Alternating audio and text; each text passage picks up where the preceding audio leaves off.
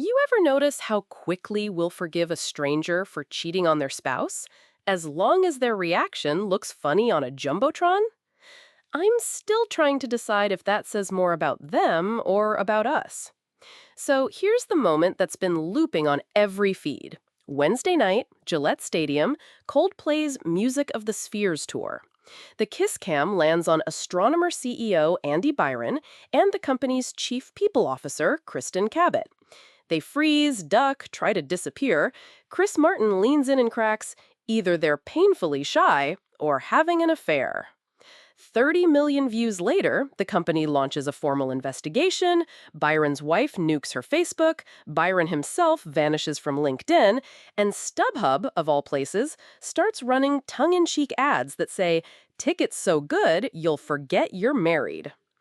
Most of Twitter is treating it like a meme. Play stupid games, win stupid prizes, is the punchline. But I keep staring at the same footage everyone else is laughing at, and I'm stuck on one stubborn question. If the camera had caught this exact scene in the office lobby, same embrace, same avoidance, would we still be laughing? Because the only real difference between those two settings is that one has laser lights and confetti, and the other has fluorescent lights and HR policy. The power imbalance between a CEO and the head of HR doesn't dissolve once you add a baseline. Now, let's separate the facts from the framing. Fact: Astronomer's board confirmed an investigation. Byron is on leave. Fact: the woman who posted the video told TMZ she feels part bad but stands by uploading it. Fact: brands like StubHub, Tesla fan accounts, even Netflix's social team turned it into marketing chum within 48 hours. Everything else, whether it was just a hug, whether they're actually having an affair, is speculation. But the court of public opinion doesn't wait for depositions. We fill in the blanks with whatever makes the story more entertaining. And that's where the marketing spin gets uncomfortably clever. StubHub tweets a winking message about single seats still available. Tesla stands splice the clip next to a Cybertruck promo. So durable, even Scandal can't scratch it. Every brand wants to be the funny friend who can riff on someone else's embarrassment without getting any on their shoes. I'm not shocked companies pounce. Attention is oxygen.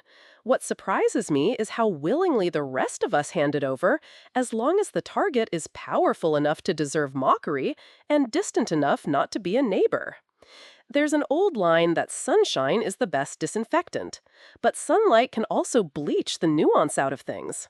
We started with a 6-second video and turned it into a morality play, then into a marketing opportunity, then into a punchline, each step removing one more layer of context. And maybe the people involved did violate serious boundaries. Maybe this is the rare moment when a hidden problem gets yanked into daylight by accidental stadium lighting. But maybe we're also watching two adults freeze under a spotlight and assigning them an entire screenplay because it gives us a dopamine bump. At some point, the laugh track fades, and real people are left picking through the debris. Byron's spouse deleting her socials, employees wondering if leadership's judgment is sound, investors asking whether the company culture is as polished as the pitch deck. So no, I'm not going to end with "pencil them" or "protect them." I'm simply noting that the same crowd that screams accountability on Monday will retweet a StubHub meme on Tuesday. Consistency is a casualty of virality. If we're going to demand integrity from CEOs, we might want to practice a little ourselves, starting with not turning a corporate HR nightmare into a popcorn flick. That's all for today. If these kinds of reflections speak to you, feel free to drop a comment or share the episode or just hit like. You can subscribe too if you haven't yet. I'll be around.